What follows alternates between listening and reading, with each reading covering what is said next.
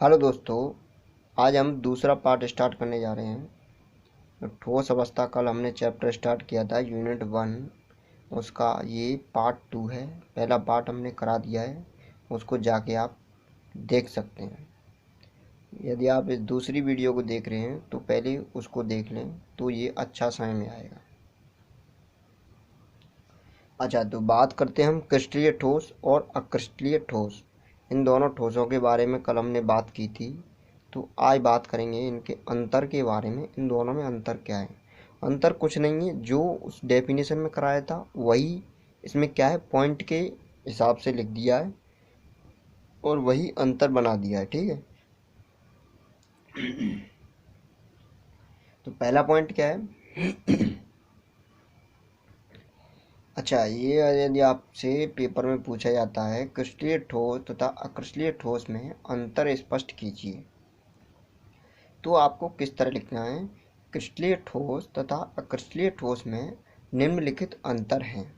एक साइड में लिखना है क्रिस्टलीय ठोस, दूसरी साइड में लिखना है अक्रिस्टलीय ठोस। ठीक है, तो इसमें पहला पॉइंट डायरेक्ट लिखना है, इन पदार्थों के गलनांक निश्चित होते हैं। ठीक है, क्रिस्टलीय ठोसों में क्या है, इनके गलनांक क्या होते हैं? निश्चित होते हैं। गलनांक भाई क्या होता है? गलनांक जैसे मैंने कोई भी पदार्थ ले लिया, वो कितने टेम्परेचर पर क्या हो रहा है, गल रहा है। ठीक है, वो होता है गलनांक। अच्छा, जो अक्रिस्टलीय ठोस होते हैं उनके गलनांक क्या होते हैं? निश्चित नहीं होते हैं। ठीक है, अच्छा आगे बात करते हैं, क्रिस्टलीय ठोस निश्चित ज्यामिति वाले होते हैं। ठीक है, और जो इनकी ज्यामितीय होती है वो ज्यामितीय आकार इनका क्या होता है? निश्चित नहीं होता है। ठीक है, आगे बात करते हैं, इनकी गलन ऊष्मा क्या होती है? निश्चित होती है, और इनकी गलन ऊष्मा निश्चित नहीं होती है। मतलब जो क्रिस्टलीय ठोस हैं उनकी गलन ऊष्मा क्या होती है? निश्चित होती है, और जो अक्रिस्टलीय ठोस हैं इनकी गलन ऊष्मा निश्चित नहीं होती है। ठीक है, अच्छा आगे बात करते हैं, क्रिस्टलीय ठोसों का जो गलनांक निश्चित होने के कारण इन्हें क्या कहा जाता है? वास्तविक ठोस कहा जाता है, और इन्हें अतिशीतित द्रव भी कहा जाता है। ठीक है, इनको क्या कहा जाता है? जो अक्रिस्टलीय ठोस होते हैं इनको अतिशीतित द्रव कहा जाता है, और आवासी ठोस भी कहते हैं। ठीक है, अच्छा ये तो था।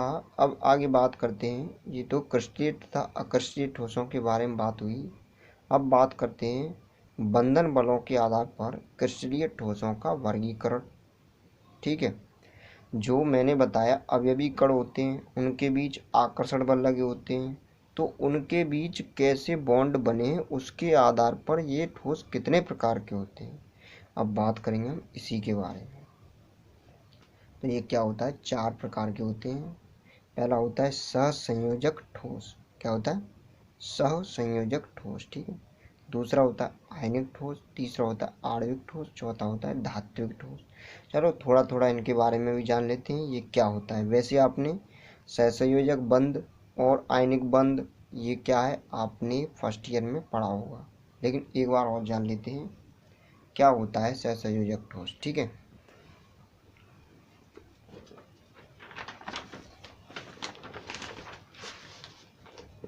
तो ध्यान से चीज़ों को देखना और समझना। ठीक है, रटने की कुछ भी ज़रूरत नहीं है, समझ के चलोगे तो ज़्यादा दिक्कत नहीं होगी, और रट के चलोगे तो लास्ट में जाके आप ये देख पाओगे कि भाई इतना सिलेबस हो गया, इसे कैसे याद करूं। ठीक है, और यदि आप समझ के चलोगे तो चीज़ें एक दूसरे से लिंक होते चलेंगी। ठीक है, उसमें आपको कोई याद नहीं करना पड़ेगा, साथ ही साथ एक दूसरे से चीज़ें लिंक होती जाएंगी तो क्या होगा? याद हो जाएगा। ठीक है, सहसंयोजक ठोस में परमाणु एक दूसरे से सहसंयोजक आबंधों द्वारा जुड़े होते हैं।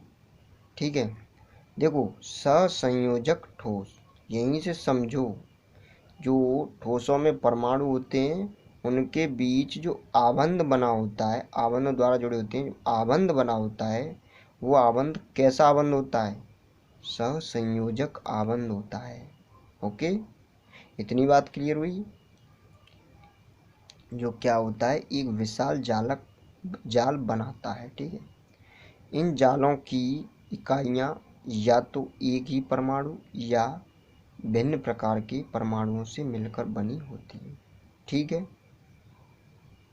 इसके मैं आपको PDF प्रोवाइड करा दूंगा नोट्सों की, तो उसमें से और अच्छी तरह पढ़ लेना।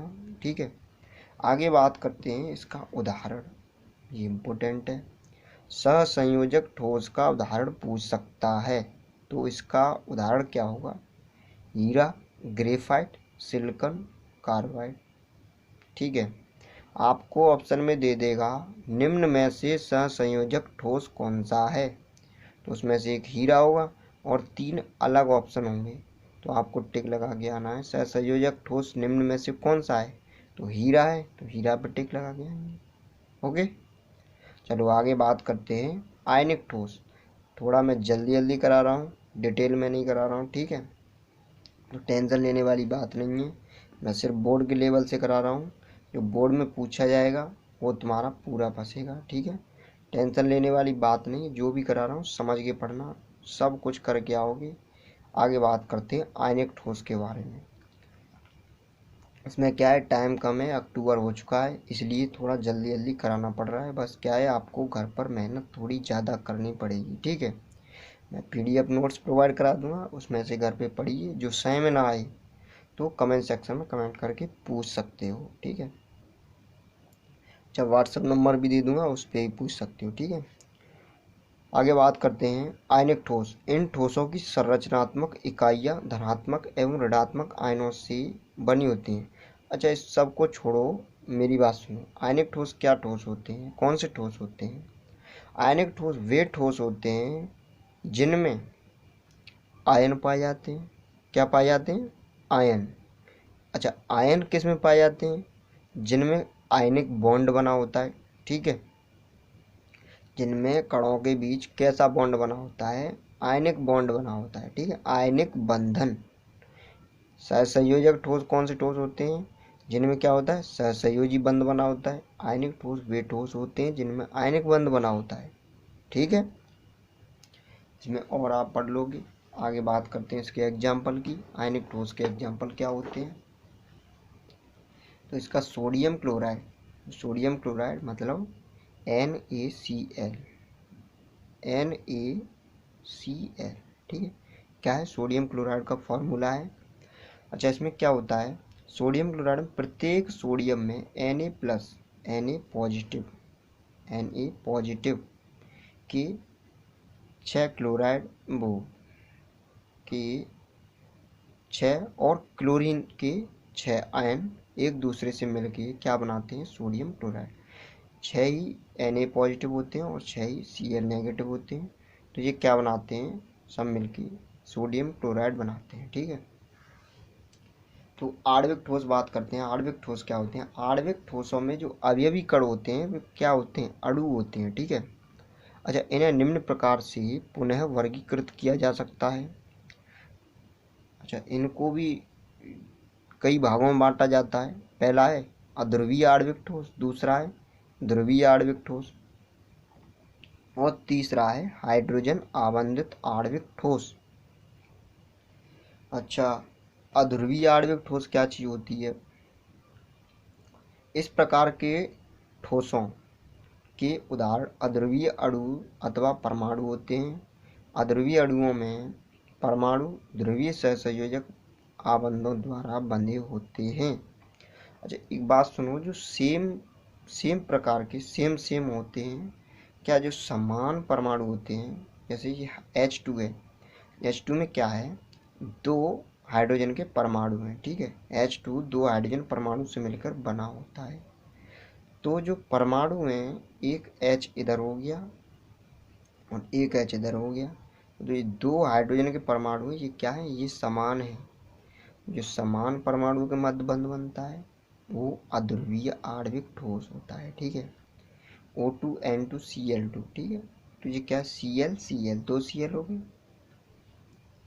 ठीक है, इसके एग्जाम्पल देखना, H2O2N2। वैसे इसे शायद मुश्किल ही पूछे। ये फर्स्ट ईयर की चीज़ें थी, जो अध्रुवीय आबंध, ध्रुवीय आबंध, हाइड्रोजन आबंध। ठीक है, ये सब फर्स्ट ईयर की चीज़ें हैं। इसमें क्या है? ठोस है, अच्छा, आगे देखते हैं ध्रुवीय आणविक ठोस। ध्रुवीय आणविक ठोस क्या होते हैं? इस प्रकार के ठोस अणु में परमाणु के मध्य ध्रुवीय सहसंयोजक बंध होते हैं। ठीक है, इस प्रकार के ठोसों के अणुओं में परमाणुओं के मध्य ध्रुवीय सहसंयोजक बंध होते हैं। ध्रुवीय सहसंयोजक बंध होते हैं जिन परमाणुओं के मध्य, उन्हीं को क्या कहा जाता है? ध्रुवीय आणविक ठोस कहा जाता है। ठीक है, और आगे बात करते हैं हाइड्रोजन आवंधित आणविक ठोस के बारे में। इस प्रकार के ठोस फ्लोरीन, ऑक्सीजन तथा नाइट्रोजन परमाणु तथा हाइड्रोजन परमाणु के मध्य ध्रुवीय सहसंयोजक बंध होते हैं। ठीक है, नाइट्रोजन और हाइड्रोजन, ऑक्सीजन और हाइड्रोजन, फ्लोरीन और हाइड्रोजन, इनके मध्य जो बंध बने होते हैं उनको क्या बोलते हैं? हाइड्रोजन आवंधित आणविक ठोस। ठीक है, अच्छा आगे बात करते हैं धात्विक ठोस के बारे में। सामान्य ताप एवं दाब पर आवर्त सारणी में 80 से अधिक तत्व क्या हैं? धात्विक ठोसों के रूप में पाए जाते हैं। तो 80 से ज़्यादा तत्व हैं वो धातु हैं। ठीक है, धात्विक ठोस अधातु धनायन उससे जुड़े इलेक्ट्रॉन होते हैं जो क्रिस्टल में चारों ओर फैले रहते हैं। प्रत्येक धात्विक परमाणु एक या एक से अधिक इलेक्ट्रॉन निकालकर धातु धनायन तथा इलेक्ट्रॉन का समूह बनाता है। ये मुक्त एवं गतिशील इलेक्ट्रॉन के कारण धातुएं अधातुएं अवर्धनीय होती हैं। ठीक है, चलो आगे बात करते हैं। क्रिस्टल जालक। यहाँ से ये मान लो आपका चैप्टर पूरी तरह अच्छी तरह स्टार्ट हो चुका है। ये यहाँ से बहुत ही इम्पोर्टेंट है, हर चीज़ इम्पोर्टेंट है पूरे चैप्टर में, ये लिंक होते जाएगी क्रिस्टल जालक समझ। ठीक है, क्रिस्टल जालक क्या होता है या त्रिविम जालक क्या होता है? तो एक क्रिस्टलीय ठोस के अवयवी कणों, जैसे अवयवी कण मैंने ये फर्स्ट लेक्चर में बताया था। अवयवी कण होते क्या होते हैं? परमाणु, आयन तथा अणु। ठीक है, इनकी नियमित त्रिविम व्यवस्था को जो पूर्ण क्रिस्टल में वितरित रहती है क्रिस्टल जालक या त्रिविम जालक कहलाती है। समझ में आया कुछ? क्या है? जो 3D तीनों विमाओं में जो अवयवी कण होते हैं वो एक पैटर्न में या, ठीक है, पैटर्न में या विदाउट पैटर्न में रखे होते हैं, उनको क्या कहते हैं? क्रिस्टल जालक कहते हैं। किसमें? त्रिविम व्यवस्था में, मतलब 3D में, तीनों विमाओं में। ठीक है, 3 डायमेंशन में क्या होता है? जो अवयवी कण उपस्थित होते हैं उनकी व्यवस्था में एक व्यवस्था में व्यवस्थित होती है नियमित रूप से। ठीक है, नियमित त्रिविम व्यवस्था होती है जो पूर्ण क्रिस्टल में वितरित रहती है, क्रिस्टल जालक या त्रिविम जालक कहलाती है। ठीक है, तो आज का लेक्चर यहीं ख़त्म करते हैं, अगले लेक्चर में स्टार्ट करेंगे। वीडियो कैसी लगी कमेंट सेक्शन में ज़रूर कमेंट करके बताना, और कोई भी डाउट हो तो डाउट ज़रूर पूछना, और आगे स्टार्ट करेंगे। और जल्दी जल्दी थोड़ा 2-3 लेक्चर और लगेंगे, पूरा चैप्टर ख़त्म हो जाएगा आपका, टेंशन लेने की बात नहीं है। बहुत जल्दी आपका पूरा केमिस्ट्री ख़त्म हो जाएगी। ठीक है, कोई टेंशन वाली बात नहीं है।